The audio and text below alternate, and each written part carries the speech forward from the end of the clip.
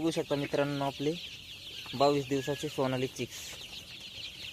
हे बघा 22 दिवसामध्ये जवळपास 200 ग्राम प्लस साईज झालेले बघा मित्रांनो. हे बघू शकता तुम्ही 22 दिवसाचा लॉट आहे बघा आपला.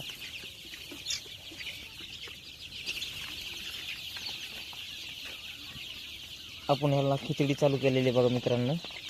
खिचडी शिजवायला टाकलेली आपण. खिचडी टाकू शकतो यांना. आपला घरचा चारा टाकू शकतो मित्रांनो आपण. तर हे बघू शकता आपण 22 दिवसाची पिल्ली आपली. एक पण पिल्लू असं डॅमेज झालेलं नाही किंवा काही त्याला आजार झालेला नाही मित्रांनो. हे बघू शकता पूर्ण पिल्ले टणटणीत आहे मित्रांनो.